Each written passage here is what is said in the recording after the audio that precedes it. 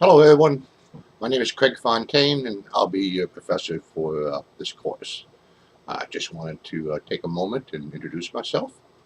I will be giving each of you a call probably over this coming weekend, over Saturday and Sunday, uh, just to check in with you and make sure all is well. So uh, if you are home, I'll talk to you if you want, and I'll leave a message if you're not home, just so that you know I did call. Um, anyway, welcome to the class. I think it's a good idea right up front to let the students know about any little idiosyncrasies that I might have about grading or how the classroom is run and so forth. All professors are different, of course they are. So let me kind of reinforce some things which I think would be valuable for you to know. Um, Number one, um,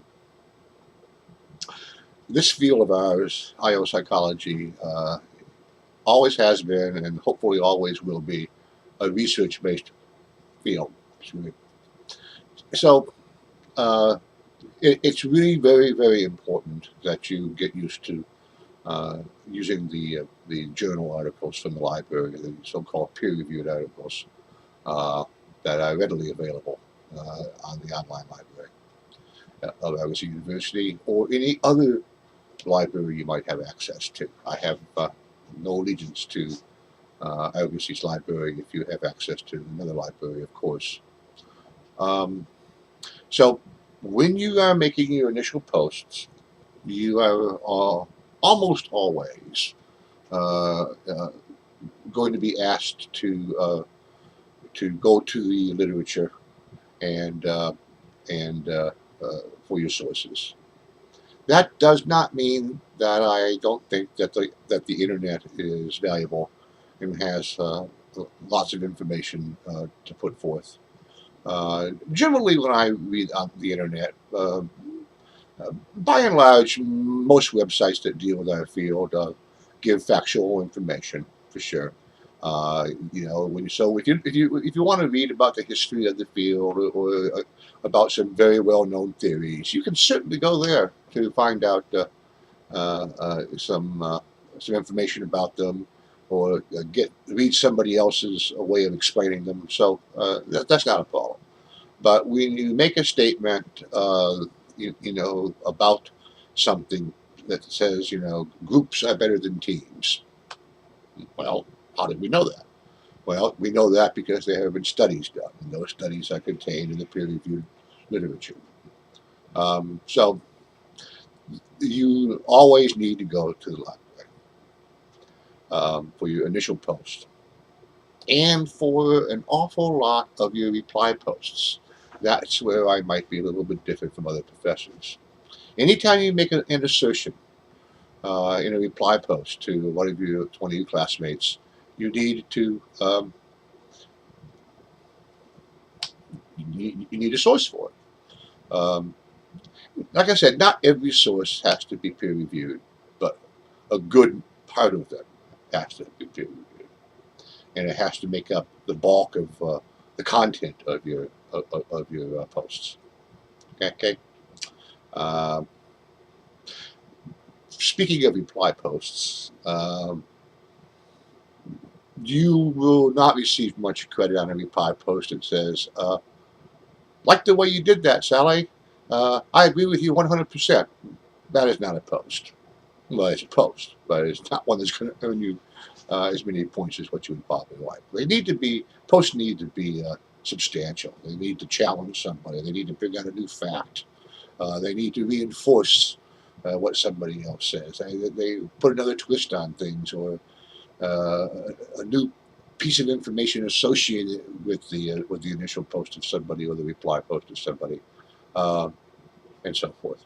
So um, if you post 3 or 4 or 5 times and one, maybe two of them do not have sources, depending upon what you said, if there was an assertion or not, perhaps you don't need a source for each and every one, but I think you understand where I'm coming from. Okay, so That's really probably the most important thing I can tell you. Well, what else about me? Well, I don't count pages. If it says 3 to 4 pages, and you give me, 2 3/4, and it's good work, that's fine. Uh, if for some reason you get turned on by a topic and you want to write me, 4.5 or 5 pages, that's fine. It's page length means nothing to me because you can jabber on for 10 pages and say nothing of substance at all, or you can write 3 extremely good, very densely written uh, pages, and it could be a superior piece of work. All right. Uh, I'm around this summer. I do have another class at Argosy that I am studying at the same time uh, uh, this class is starting. So there's 2 groups out there that I'm talking to actually. One's a very large class, about 13 people. One is a very small class. And you know who, and you know which one you are.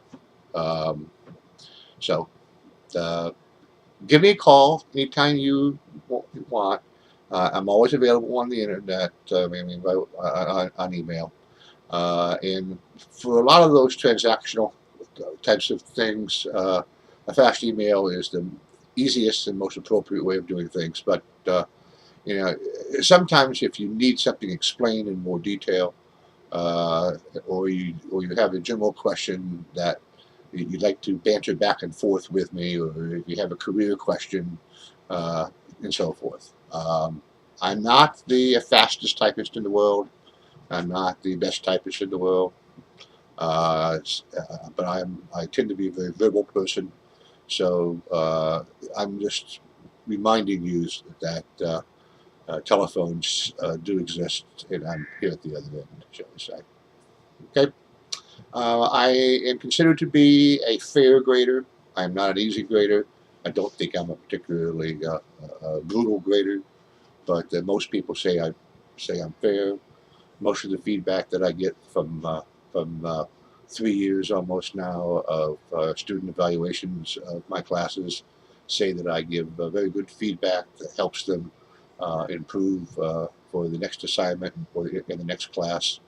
So I don't see any reason why I won't be keeping up that same pattern.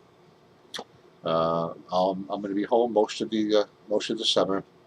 My wife and I are going to go on a couple little trips, but I'll take my computer with me, and you probably won't even know that I'm not at home. Anyway, welcome to the class. Looking very very forward to working with you, and have a good class. Try to have some fun, and have a great night.